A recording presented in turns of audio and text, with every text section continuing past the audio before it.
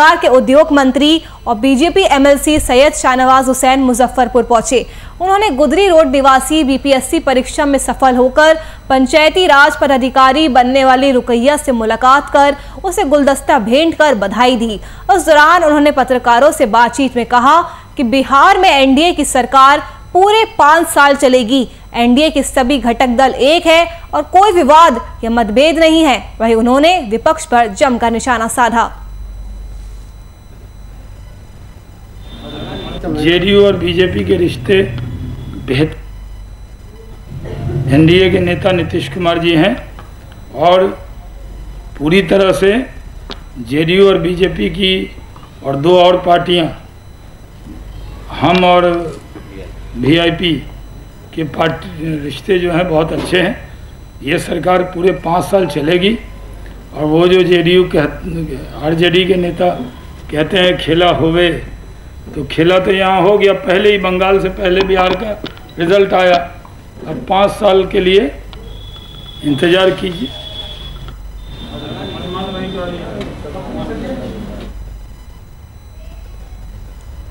Corona संक्रमण से हुए मौतों का आंकड़ा सरकार के द्वारा छुपाए जाने का आरोप लगाते हुए कांग्रेस विधानमंडल दल के नेता और भागलपुर विधायक अजीत शर्मा ने एक बार फिर से सरकार पर हमला बोला है। इसी कड़ी में कांग्रेस नेता ने कहा कि पहले बिहार सरकार पूरे प्रदेश में 5424 लोगों की मौत कोरोना संक्रमण से होने की बात कर रही थी। फिर जब कांग्रेस पार्टी के द्वारा पूरे प्रदेश के जिला अध्यक्ष के नेतृत्व में गांव-गांव जाकर कोरोना से हुई मौतों का आंकड़ा पता लगाया गया, तो सरकार ने अभी आंकड़ा बढ़ाकर 10 से 11,000 कर दिया है, जबकि ये आंकड़ा और बढ़ेगा और सरकारी तंत्र इसको छिपाने में लगी हुई है। उन्होंने मुख्यमंत्री से मौत का आंकड़ा छुपाने वाले अधिकारियों पर कड़ी कार्रवाई किए जाने की भी मांग की है।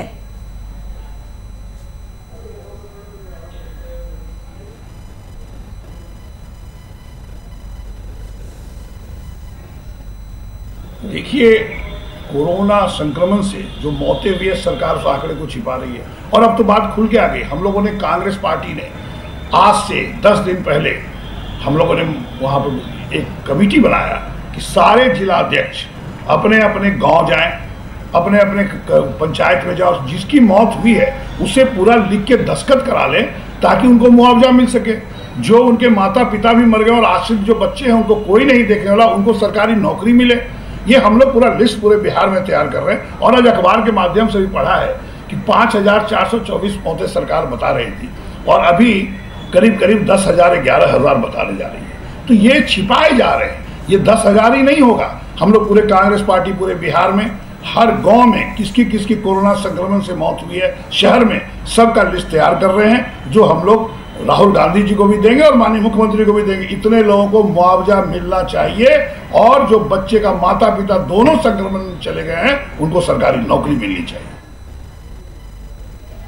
इसी खबर पर ज्यादा जानकारी के हमारे साथ ब्यूरो चीफ राजीव पांडे हमारे साथ जुड़ चुके हैं। राजीव, जिस तरह से कांग्रेस विधायक अजीत शर्मा ने भी राज्य सरकार पर निशाना साधा है, क्योंकि बिहार में कोरोना से होने वाली मौतों का आंकड़ा छिपाया गया है, तो कहीं ना कहीं विपक्ष को एक मुद्दा मिल गया है, क्योंकि पप्पू यादव ने भी इससे पहले इसे बिहार में मौतों का घोटाला बताया था। चलिए, भागलपुर में कोरोना से मरने वालों की संख्या ज्यादा है। पटना के बाद अगर कहीं है तो वो है भागलपुर में। इसको देखते हुए भागलपुर के नगर विधायक अजीत शर्मा ने कहा है कि पूरे बिहार में कोरोना से जो मृत्यु हुई है उसका जो आंकड़ा है वो राज्य सरकार द्वारा छिपाया गया है। उन्होंने यह भी कहा है कि पूरे बिहार का आंकड़ा दिया है 5424, जो कि यह ऐसा नहीं है, इससे बहुत ज्यादा है ये पूरे बिहार में कोरोना से मरने वालों का आंकड़ा। हालांकि बाद में उन्होंने कहा कि नहीं, जब इस पर सख्ती बरती गई है अन्य विरोधी दल के द्वारा, तो फिर 10 से 11,000 मरने वालों की संख्या बताई गई है। तो इसमें कांग्रेस के द्वारा कहा जा रहा है कि हम लोग सर्वे कर रहे हैं और जो वास्तविक आंकड़ा सामने आएगा उन मरने वालों के लोगों को मुआवजा, साथ ही साथ जिनके माता पिता दोनों की मौत हो चुकी है उन लोगों को सरकारी नौकरी, साथ ही साथ पढ़ाई लिखाई आदि अन्य खर्च सरकार के द्वारा दिया जाना चाहिए। राजीव, ये कोई पहली बार नहीं है जब बिहार में मौतों का आंकड़ा छिपाने की बात सामने आ रही है। इससे पहले भी विपक्ष ने कई बार सवाल खड़े किए और पटना हाईकोर्ट ने भी फटकार लगाई थी बिहार सरकार को कि ढंग से जांच की जाए। जी, ये सही बात है कि जितना भी इसके पहले भी जो मौत हुई है उस आंकड़े को भी छिपाया गया है। उसमें भी विरोधी दल ने अपने से सर्वे करके ज्यादा जब बताया और जब सही उसका प्रमाण भी दिखाया कि मरने वालों की संख्या ये है, तो उस पे जो है सरकार चुप्पी साध लिया करती है। शुरू से ऐसा सरकार का, राज्य सरकार का स्थिति रहा है। इसको देखते हुए भागलपुर के नगर विधायक जो है उन्होंने स्पष्ट रूप में कहा कि कोरोना में मरने वालों की संख्या इतनी नहीं है, और भी ज्यादा है, जो कि हम लोग कुछ ही समय में जो रियल आंकड़ा है वो हम सामने दर्शाएंगे और राज्य सरकार इस पर कार्रवाई कर उन लोगों को मुआवजा दे। साथ ही साथ जो पदाधिकारी का ये आदत है, उन्होंने ये भी आरोप लगाया है कि पदाधिकारी का आरोप है कि वो लोग आंकड़ा को छिपाकर कोई भी काम किया करते हैं। जी राजीव, बड़ा सवाल यहाँ पे ये उठता है कि बिहार में नंबर गेम आखिरकार कौन खेल रहा है और क्यों खेल रहा है? क्या सरकार आंकड़ों को छिपाकर अपनी विफलता को छिपाने की कोशिश कर रही है?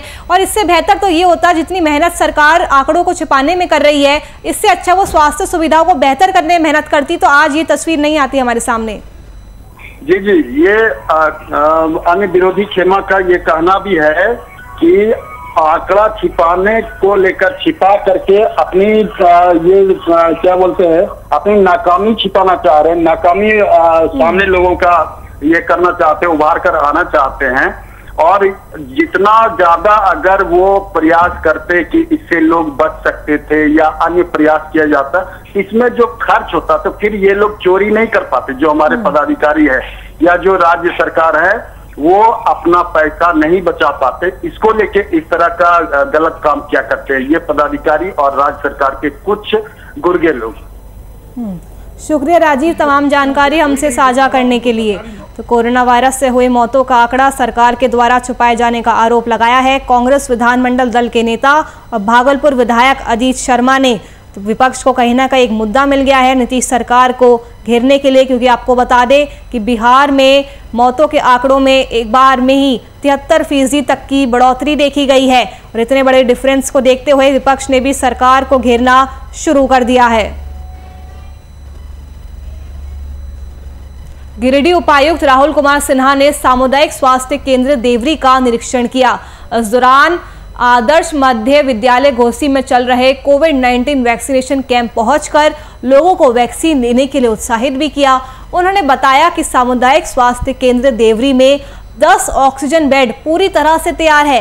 इसके साथ साथ एक चाइल्ड वार्ड भी तैयार कर 10 ऑक्सीजन बेड की व्यवस्था की गई है। जिले भर में वैक्सीनेशन का कार्य जोर शोर से चल रहा है, लेकिन कुछ भ्रांतियों के कारण बहुत सारे लोग वैक्सीन लगाने से इनकार कर रहे हैं, जिन्हें जागरूक करने की जरूरत है। द्रुत गति पे संपूर्ण जिले में चल रहा है और सभी प्रखंडों में 4 से 5 सेशन कैंप्स बनाए गए हैं, जो कि हर एक पंचायत में एक पर्टिकुलर डे लगाए जाते हैं। फिर अगले दिन वो अगले 5 पंचायत में लगाए जाते हैं। तीसरे दिन पे अगेन रोटेट होकर तीसरे किस्म के 5 पंचायतों में लगाए जाते हैं। हर एक सेशन साइट पे उम्मीद करते हैं कि 100 से अधिक की संख्या में लोग आएँ और उस आलोक में जितने भी सरकारी तंत्र से जुड़े लोग हैं, चाहे वो शिक्षक हों, पारा शिक्षक हों, डीलर, राशन डीलर्स हों, सेविका, सहायिका, पोषण सखी, सहिया, सखी मंडल की महिलाएं, वार्ड प्रतिनिधि या जितने भी स्टेक होल्डर्स हो सकते हैं, सभी को ज़्यादा से ज़्यादा लोगों को वैक्सीनेशन लेने के लिए प्रेरित करने का कार्य किया जा रहा है। हालांकि इसमें अभी भी काफ़ी चुनौतियां हैं, क्योंकि जिस अनुपात में हम लोग एक्सपेक्ट कर रहे हैं कि पब्लिक वैक्सीनेशन साइट पर टर्नअप होगी उतनी नहीं हो पा रही है। जैसे कल ही 18 से 44 के एज ग्रुप में जहां 93 लोगों ने लिया था, वहीं 45 प्लस वाले एज ग्रुप में 40 लोगों ने ही लिया है। तो एक अच्छी खासी व्यवस्था वैक्सीन देने के लिए लगी हुई है। कार्य भी द्रुत गति पे संपूर्ण जिले में चल रहा है और रामगढ़ जिले के इंडस्ट्रियल एरिया पतरातू में झारखंड के पूर्व प्रदेश अध्यक्ष अनिल कुमार ने धूमधाम से बिहार के पूर्व मुख्यमंत्री लालू प्रसाद यादव का बीते दिन 74वां जन्मदिन मनाया। साथ ही जन्मदिन के उपलक्ष्य में दर्जनों पेड़ भी लगाए गए। वहीं लोगों से ज्यादा पेड़ लगाने की भी अपील की गई। Happy birthday to Lalu Prasad Yadav ji, happy birthday to you Lalu Prasad. सराहनीय पहल है।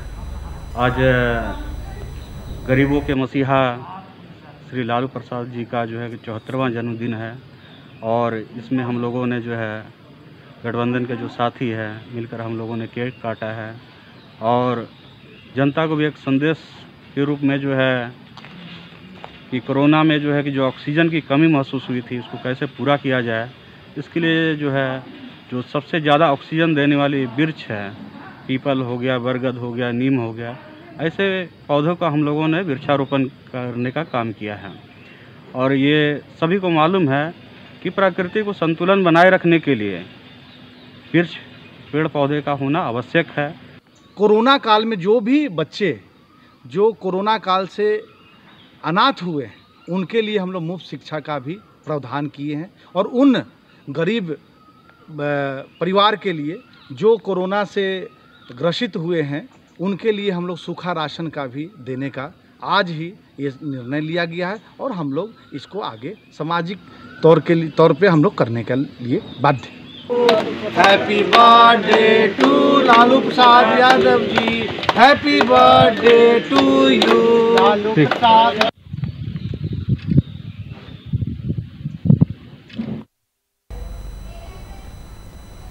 बिहार में लॉकडाउन लगाने के बाद से ही कोरोना के मामलों में कमी देखने को मिल रही है। ताज़ा आंकड़े इस बात की ओर संकेत करते हैं कि राज्य में कोरोना वायरस की दूसरी लहर का कहर खत्म होने वाला है। आपको बता दें कि राज्य में शुक्रवार को 566 नए संक्रमितों की पहचान हुई, तो वहीं पिछले 24 घंटे में राज्य में 1,10,119 सैंपल की जांच की गई थी। राज्य में कोरोना की संक्रमण दर 0.51% हो गई है। एक दिन पहले राज्य में 551 नए कोरोना संक्रमित मिले थे और संक्रमण दर 0.51% थी। राज्य में 1,099 कोरोना संक्रमित मरीज इलाज के बाद स्वस्थ हो गए, जबकि 14 संक्रमितों की इलाज के दौरान मौत हो गई।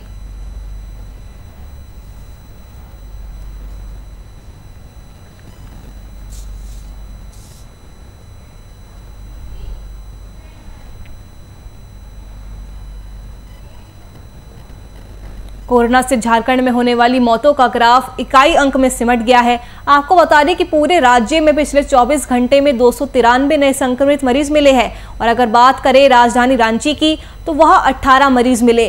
राज्य में पिछले 24 घंटे में कोरोना से एक की मौत हो गई, तो इसके साथ ही झारखंड में कुल 3,43,065 पॉजिटिव मामले सामने आए। वहीं अगर बात करें कुल संक्रमित मामलों की तो राज्य में 3,37,063 मामले हैं, जिनमें से 3,33,763 लोग कोरोना से ठीक भी हो चुके हैं और वहीं अभी राज्य में 4,220 सक्रिय मामले हैं।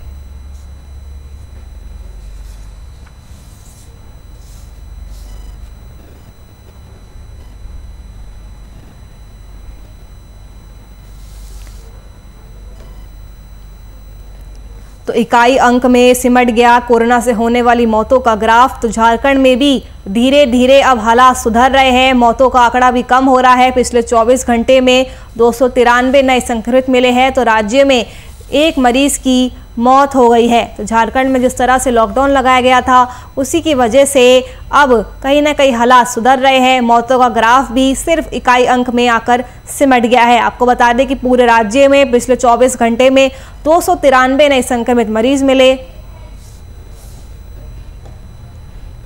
बिहार सरकार की एक समीक्षा में राज्य में कोरोना वायरस के कारण हुई मौतों में बड़ी हेरफेर का मामला सामने आया है। समीक्षा के बाद राज्य सरकार ने कुल मौतों में लगभग 73% की वृद्धि दर्ज की है और इन्हें लगभग 5,400 से बढ़ाकर 9,400 तक कर दिया है।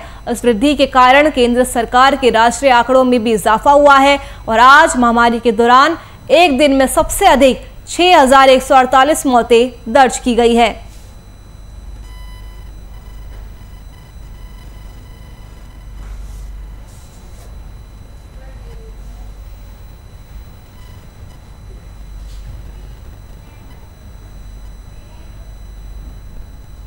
मुख्यमंत्री हेमंत सोरेन ने दिवंगत एसआई रूपा तिर्की के परिजनों से मुलाकात की।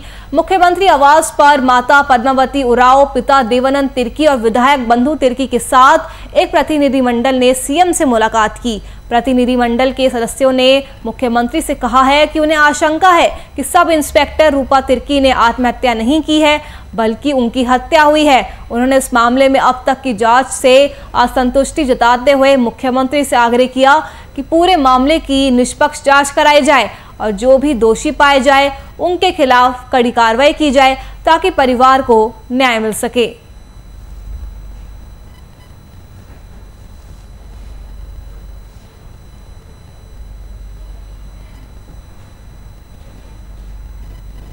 मुंगेर शहर में बढ़ रहे आपराधिक घटनाओं पर अंकुश लगाने के लिए 4 साल पहले जन सहयोग से पूरे शहर में 32 सीसीटीवी कैमरे लगाए गए थे और सारे सीसीटीवी कैमरों का कनेक्शन जिला नियंत्रण कक्ष को दिया गया था, जहां पुलिस कर्मियों के द्वारा मॉनिटरिंग की जाती थी ताकि किसी भी तरह की घटना को रोका जा सके। ये घटना के दौरान तुरंत एक्शन लिया जा सके। वहीं अब मेंटेनेंस के अभाव में सारे सीसीटीवी कैमरे बंद हो गए हैं। वहीं बीजेपी जिला अध्यक्ष राजेश जैन ने बताया कि सीसीटीवी कैमरे लगने से शहर काफी सुरक्षित महसूस कर रहा था, लेकिन अब तीसरी नजर का पहरा हटने से अपराधियों का मनोबल बढ़ रहा है।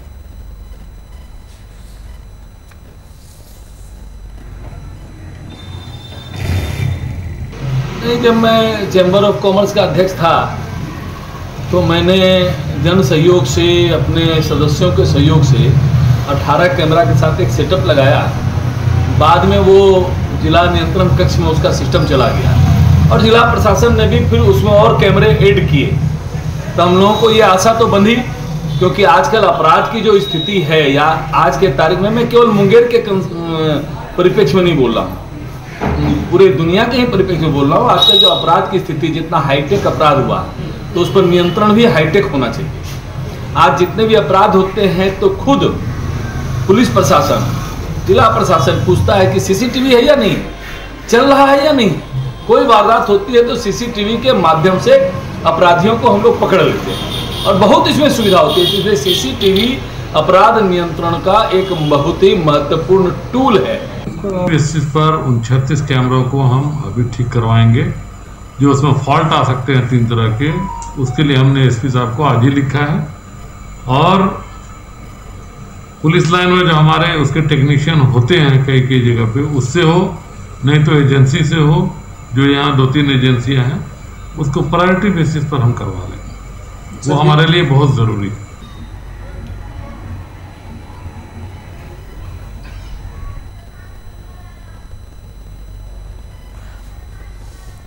इसी खबर पर ज़रा जानकारी के लिए हमारे साथ हमारे संवाददाता अथर खान जुड़ चुके हैं। अथर, सीसीटीवी कैमरे तो लगा दिए गए थे, लेकिन उनके मेंटेनेंस की जिम्मेदारी किसकी थी? इसकी वजह से अपराधियों का लगातार मनोबल भी बढ़ रहा है।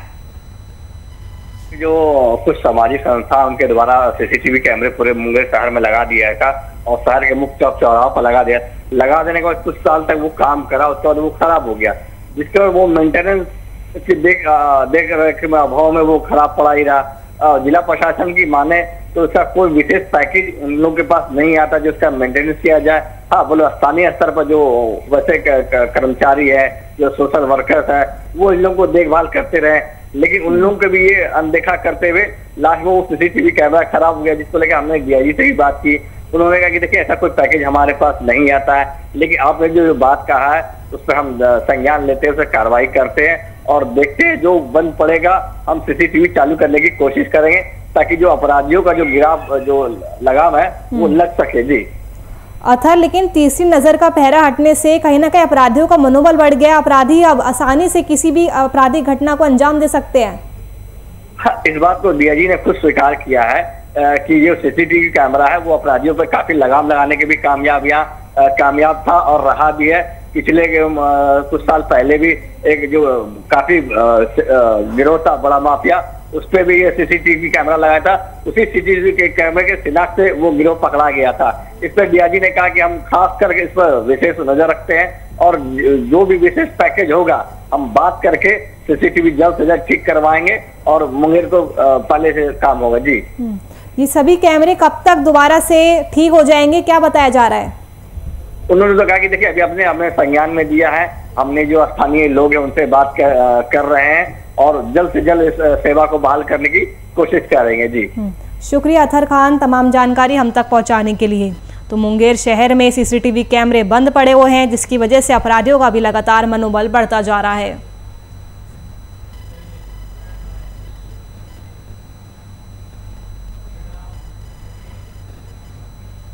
मुंगेर जिले के जमालपुर अंचल कार्यालय में व्याप्त भ्रष्टाचार के खिलाफ आम जनता ने बिगुल फूंक दिया है। जमालपुर अंचल के लोगों ने मोटेशन से लेकर अन्य कार्यों में व्यापक स्तर पर रिश्वतखोरी का आरोप लगाया है और मुख्यमंत्री कार्यालय तक पत्र भेजा था।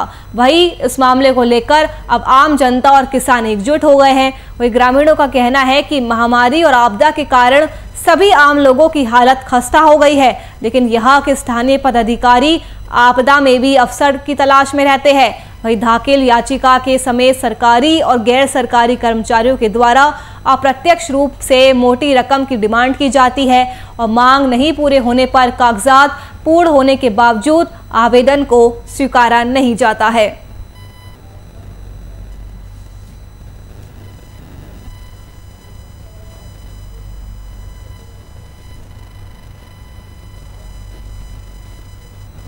मुंगेर के शामपुर ओपी क्षेत्र के गोवड्डा गांव से महिला को प्रताड़ित करने का मामला सामने आया है, जहां भ्रष्टाचार निवासी नवल शर्मा ने अपने बेटे कृष्ण कुमार शर्मा की शादी 22 अप्रैल 2021 को जमालपुर थाना क्षेत्र फरीदपुर निवासी किरण देवी के साथ की थी। शादी के कुछ महीने बाद ही सब कुछ सही चल रहा था, लेकिन लड़की के मायके वालों के अनुसार उसकी बेटी को पति कृष्ण कुमार शर्मा और ससुर नवल शर्मा किसी न किसी बात को लेकर प्रताड़ित करते रहते थे। वहीं बीते दिन पड़ोसियों ने सूचना दी कि उसकी बेटी ने फांसी लगाकर आत्महत्या कर ली है। घटनास्थल पर पहुंचे परिजनों ने इसकी सूचना पुलिस को दी। मौके पर पहुंची पुलिस ने मृतका का शव कब्जे में लेकर पोस्टमार्टम के लिए भेज दिया है और आगे की कार्रवाई शुरू कर दी है।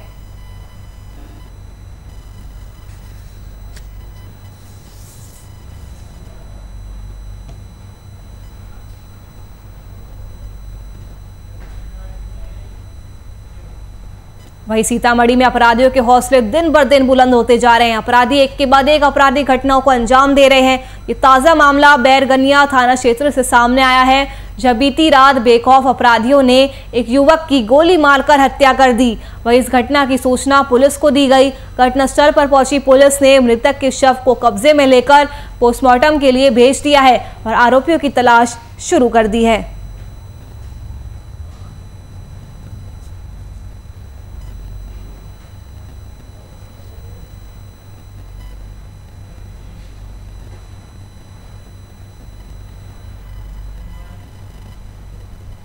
सीतामढ़ी के नगर थाना क्षेत्र से एक दिल दहला देने वाली घटना सामने आई है। आपको बता दें कि एक मासूम को सिर्फ एक आम तोड़ने पर अपनी जान का जुर्माना देना पड़ा। ये मामला मेहसौल ओपी क्षेत्र का है, जहां एक बच्चे ने पेड़ से आम तोड़ लिया था। पेड़ के मालिक ने उस बच्चे की बेरहमी से पिटाई की और उसकी मौत हो गई। वहीं इस घटना की जानकारी परिजनों को मिली। घटनास्थल पर पहुंचे परिजनों ने पुलिस को सूचना दी। फिलहाल पुलिस ने आरोपी को गिरफ्तार कर लिया है और आगे की कार्रवाई शुरू कर दी है। जब पहले किए हैं वो तो सर कुछ भी तो जानकारी होगा ना? एक बच्चा को डेड बॉडी मिला है। अच्छा, उसके बाद देखिए उनको पोस्टमार्टम भेज दिए। अभी तो कोई पकड़ाया भी है? बाद ही कहीं जरूरत पड़ेगा। कोई पकड़ाया भी है क्या? है एक व्यक्ति को पूछताछ से लिया गया है। कितने बजे की घटना है ये लोग स्पष्ट बता नहीं रहे हैं लोग कि कितने बजे के।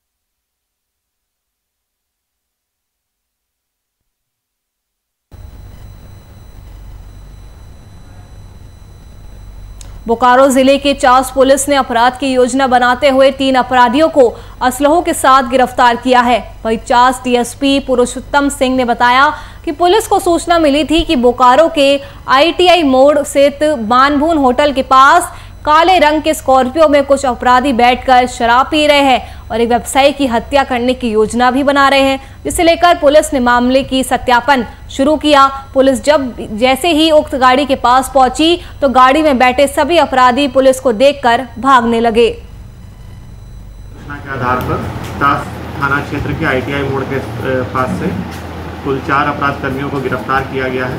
इनके पास से एक स्कॉर्पियो गाड़ी भी बरामद की गई है। गिरफ्तार अपराध कर्मियों में रोशन ठाकुर, सूरज यादव, अमित कुमार और रजनीश राज हैं। इनके निशानदेही पर एक और व्यक्ति जिसका नाम है रिंकेश विक्रम सिंह को भी गिरफ्तार किया गया है। मुख्यतः इसमें रोशन ठाकुर जो है वो डब्लू सिंह गिरोह का आदमी है और इसके द्वारा रामगढ़ के एक स्क्रैप व्यवसायी की हत्या की योजना बनाई जा रही थी और इसी घटनाक्रम में इनके पास से 7.65 mm का 2 अवैध पिस्टल, 0.32 mm का 1 अवैध पिस्टल, 24 जिंदा कारतूस, 5 मिसफायर कारतूस, मैगजीन 4, गुप्ती 1 और एक स्कॉर्पियो वाहन को जब्त किया गया है। चलिए फिलहाल के लिए इस बुलेटिन में मेरे साथ इतना ही। देश और दुनिया की तमाम खबरों के लिए आप देखते रहिए VIP न्यूज़। नमस्कार।